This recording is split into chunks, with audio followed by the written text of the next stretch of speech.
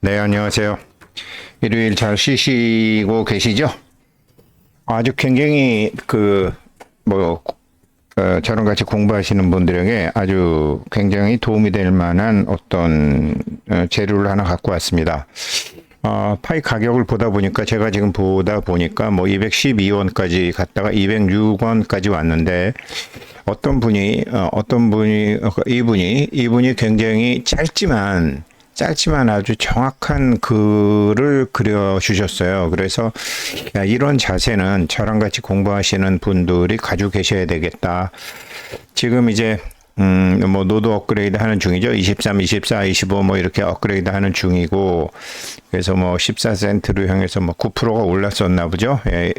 그런데 이 사람이 이걸 이제 어떻게 했냐면 노드 업그레이드에 대한 지금 시장 반응으로 본 거예요. 노드 업그레이드가 되는 것에 따라서 시장 반응이 있다. 단기적인 가격 변동 은 중요하다. 단기적인 가격 변동은 중요한데, 단기적인 가격 변동은 이제 이런 거죠.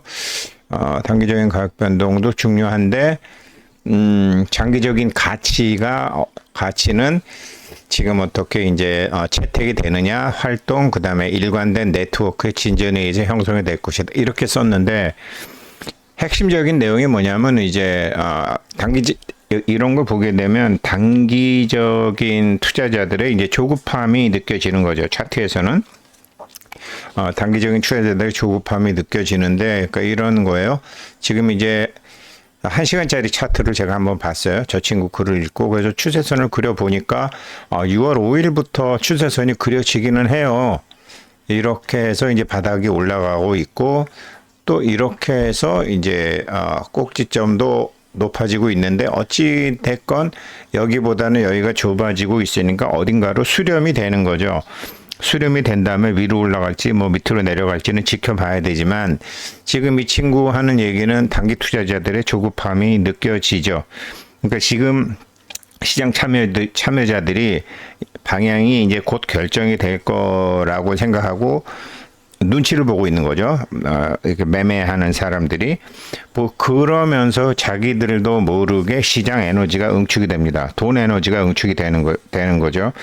끝자락에서 이제 변동성이 나오는데, 근데 조금 장기 투자자들, 그러니까 어느 정도 이제 나이도 드셨고 또 제 영상 보시는 분들 참 인생에서 이제 성공도 하시고 실패도 하시고 기회를 잡으셨기도 하고 놓치셨기도 하고 내 경험도 있고 남의 경험도 있고 이런 분들은 추세의 본질이 어디로 향하고 있는지 이 추세 지금 이렇게 움직이고는 있는데 이 추세의 본질이 지금 그래 뭐 이렇게 모양대로 단기 투자자들이 보는 대로 이렇게는 되는데 이렇게 움직이게 하는 추세의 본질이 어디로 향하고 있는지를 탁 잡아내는 눈이 저는 없었었어요. 대부분 증권회사 직원들 이게 없죠. 뭐 당장 매매해가지고 뭐 오늘 실적, 이번 주 실적, 한 달 실적, 뭐 분기 실적, 반기 실적, 연 실적 이런 게 있으니까 추세의 본질을 보는 눈이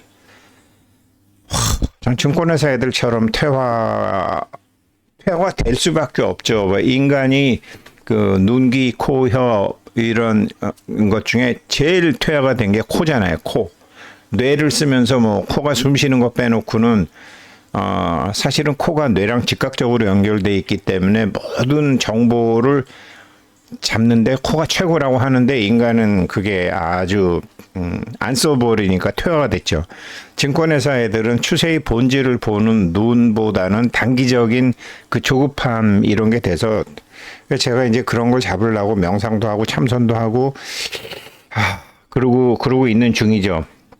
어디서부터 문제가 있었나를 찾아서 이제 그거를 하나하나 고쳐가고 있는 건데, 어제도 뭐 저희가 이제 생테크 서당 했지만, 그래서 총 28분이 오셨는데, 지난주에도 한 분이 오셨다가, 이건 나랑 안 맞는다 그러면서 가셨고, 어제도 이제 또 한 분이 오셨다가 가셨죠. 그분들은 뭐, 당장 어떤 정보가 있는 것으로 생각하셨던 것 같아요. 그렇지 않습니다. 저는,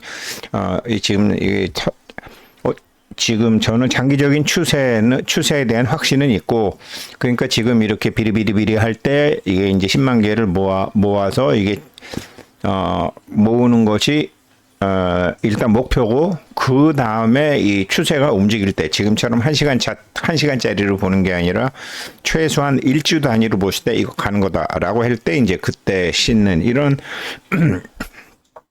제가 젊었을 때 갖지 못했던 이런 추세의 본질을 따라갈 수 있는 이제 그런 안목을 키우는 거죠. 그러니까 추세의 본질이 어디를 향하는지 지켜보는 장기 투자자들의 인내심 같은 게 결국은 이런 차트가 움직이는 것은 불확실성과 인내심의 시험대고 또 우리나라의 뭐 부동산을 봐도 그렇고 뭐 주식 투자도 그렇고 비트코인도 그렇고 삼성전자도 그렇고 이 부동산 시장, 금융 시장 나라가 잘 된다, 못 된다 뭐 하다못해 뭐 지금 뭐 전국에서 뭐 부실 선거인지 부정 선거인지 하지만 그거를 단기적으로 보는 사람이 있고 장기적으로 보는 사람이 있거든요. 세상은. 그래서 이제 그런 게 이제 항상 있는 거죠. 그러면서 에너지가 응축이 되는 거죠. 에너지가 응축이 돼서 산업화로 가기도 하고 민주화로 가기도 하고 이제 그런 것이 세상에서 일어나고 있는 이런 인간들이 하는 게 다 비슷해요. 그래서 지금 그래서 이제 그러면 이런데 뭐 짧은 시간 내에 뭐 길게 얘기할 수는 없고 그래서 그럼 단기적인 투자자들은 그 불안감 때문에 이렇게 이제 되는데 장기적인 투자자들은 추세의 본질을 본다 그러는데 그럼 추세의 본질을 보는 거는 어떤 걸 보는 거냐?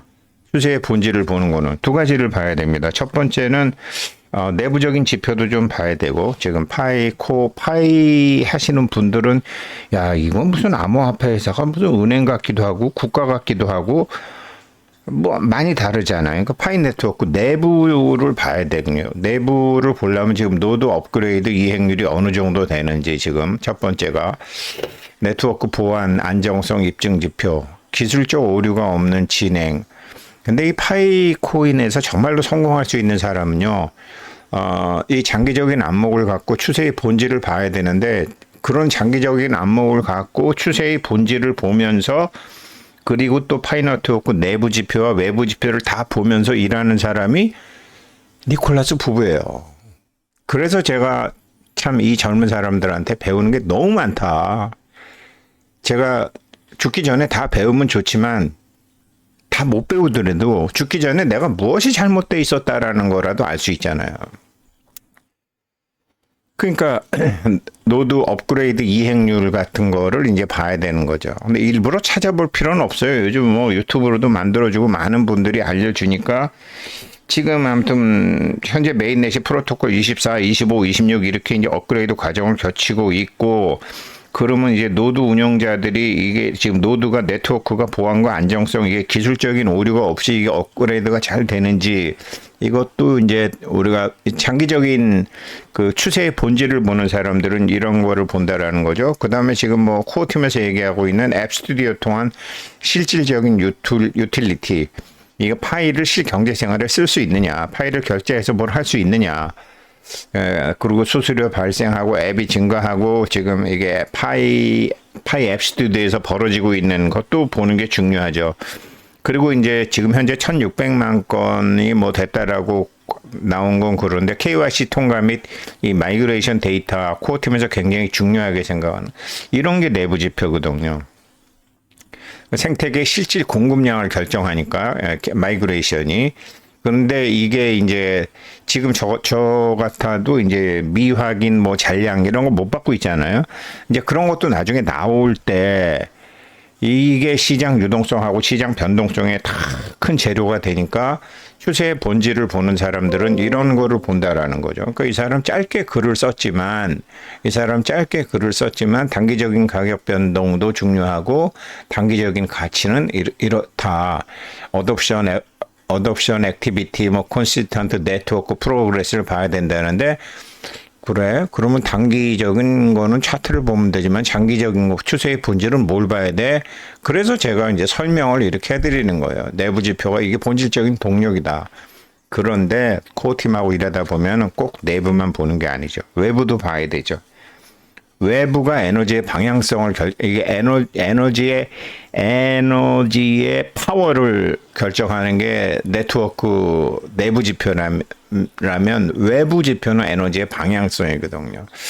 그러면은 저기 뭐 지금 금리가 어떻게 되는지, 뭐 비트코인 가격은 어떻게 되는지, 다른 암호화폐는 어떻게 되는지, 지금 이제 그런 거를 보게 되면 여태까지는 암호화폐는 그냥 디지털 금이라는 얘기가 많이 있었지만 그게 아니고 지금 암호화폐에 대한 시각이 지금 막 바뀌잖아요. 이게 뭐 상품이냐, 증권이냐, 디지털 금이냐, 이거 돈 세탁하는 거냐, 지금 아직 이게 서사가 안 만들어져 있잖아요. 어느 정도 만들어지고 갖고 있는데, 그렇지만 어떻게 되냐면, 이건 분명히 어떤 자산이다.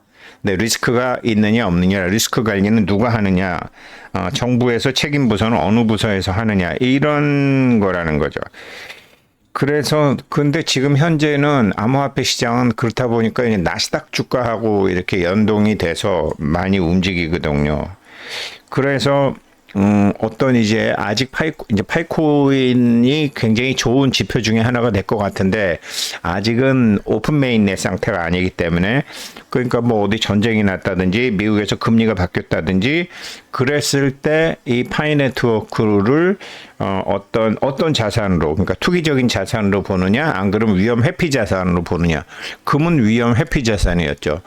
비트코인이 오랫동안 위험 회피 자산이라고 생각을 했는데 막 전쟁이 났는데도 내려 금리가 오르는데도 내려 그러니까 옛날에는 막 이렇게 뭐 전쟁이 나오고 그러면 뭐 이란의 부자들이건 중국의 부자들이건 러시아의 부자들이 막 돈 세탁한다고 비트코인 사서 올리고 물론 요번에 이제 미국하고 이란하고 협상할 때 보면 뭐 호르무즈 통행료 같은 거 말이 안 되는 얘기지만 뭐 암호화폐로 달라라는 소리도 있고 그렇게 있었잖아요. 어떻게 보느냐 이런 게 있었잖아요. 지정학적 리스크에 따라서 이게 많이 바뀌는데 파이코인도 이제 오픈 메인넷이 되면 거기에서 벗어날 수가 없겠죠. 이런 게 추세의 본질을 보는 거거든요.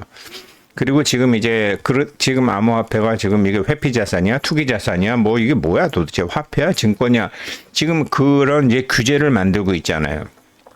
근데 글로벌 금융당국에서 지금 이제 가장 중요한 거는 AML이잖아요. 그러니까 KYC 이런 거죠. 여기서 제도권 이게 잘 되게 되면 얼마 전에 G7 끝나고 했지만 뭐 미카도 있고 EU도 있고 핀센도 여러 가지가 있지만 글로벌 규제에서 파이 네트워크가 지금 어느 쪽으로 갈 거냐.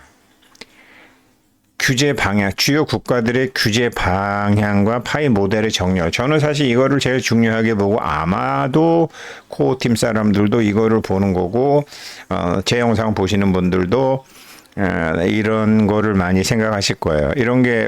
이걸 지금 하고 이 원칙을 지금 바꾸질 않으니까요. 제도권 편입 기회. 그래서 이렇게 보는데, 그래도 이것보다 조금 더 정확히 그냥 간단하게 보는 게 고래 지갑들의 움직임이죠. 정보력이 가장 빠르잖아요. 큰 사람들이. 그래서 거래소에 이제 유입 거래소 뭐 OKX건 크라켄이건 거기 얼마가 들어왔냐, 얼마가 나갔냐. 지금 가령 예를 들으면은 덱스 거래소가 생기게 되면 OKX나 크라켄이나 그런 데와 지갑에 두 개가 있다가 이게 덱스 거래소로 이제 어떻게 가느냐. 파이코인 처음 했을 때 아마 커피도사님 주도하에 한국에서 OKX에서 물량 빼자. 그래갖고 단기적으로 오르긴 올랐었죠. 그런 것처럼 거래소 유입 유출량 같은 거를 보는 거죠. 이걸 보게 되면 단기 추세선의 돌파 방향이 정해지죠. 그러니까 이렇게 지금 추세가 뭐 단기 투자자들이 바닥도 높아지고 저점도 높아지고 어느 지점에서 어떻게 될 건지를 이렇게 확 밀어버리거나 이렇게 확 올려버리는 세력들은 이게 대부분 고래라는 거죠. 많은 호가창을 다 뚫고 지나가는 거니까 그래서 이제 고래들의 움직임을 통해서도 볼 수 있는 거죠. 이런 거를 볼 때, 특정 지갑, 특정 대형 지갑, 여기서 물량을 늘리는지, 물량을 줄이는지. 그러니까, 그 중에서 이제 거래소 유입 유출량이 단기 추세선 돌파 방향을 예측하는 가장 정직한 지표죠. 그래서 제가 이제 계속 말씀드리는 거는 나는 누구다라는 걸 정해야 돼요. 나는 단기적인 투자자다. 나는 장기적인 투자자다. 저는 평생을 뭐 단기적인 투자자 쪽에 있었지만, 장기적인 투자 쪽에 있었지만, 지금 이제 파이코인을 하면서 가격이 내리니까 할 수 없이 강제적으로 장기 투자자로 바뀔 수밖에 없고, 장기 투자자는 장기 투자자로서의 자기가 자기를 가르치는 과정이 필요한 거거든요. 그래서 저도 파이 생테크 서당을 하면 과거에 뭐 지금 28분이시지만 이분들이 단기 투자자였던 적도 있고 뭐 원래 장기 투자자였던 그런 기질은 갖고 있는데 이제 그 기질이 장기 투자자에 적합한, 그러면 장기 투자자에 적합하려면은 봐야 되는 게 다르고 해야 되는 게 다르고 준비해야 되는 게 다르다라는 거죠. 그래서 이제 그런 거를 하고 있는 거죠. 그러니까 예, 그래서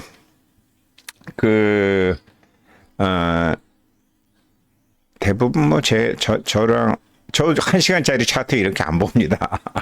이런 거 안 보는데 어떨 때는 이렇게 봐야 될 때도 있거든요. 어떨 때는 이제 뭐 친구들이 뭐 야 이거 삼성전자 어떻게 해야 되냐, 뭐 사야 되냐, 팔아야 되냐, 뭐 기아자동, 그러면 제가 이제 할 수 없이 봐주는데 그럴 때는 장기 투자도 보고 단기 추세도 봐야 되거든요. 그러니까 마침 이분이 썸네일 대문을 참 재밌게 예쁘게 만들었고 노드 업그레이드에 따라서 이분이 이제 기본적인 개념을 아시고 하셨더라고요.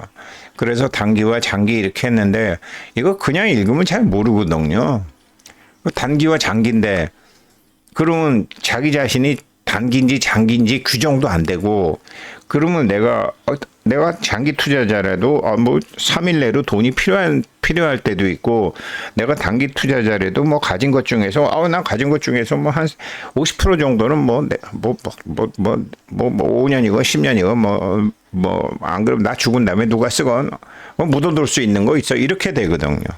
그러면 이거를 자기가 오른발이 있고 왼발이 있고 왼손이 있고 오른손이 있는 것처럼 어떨 때는 오른손을 내고 어떨 때는 왼손을 내야 되는데 이 기준이 없으면 자기가 뒤죽박죽이 된다고요.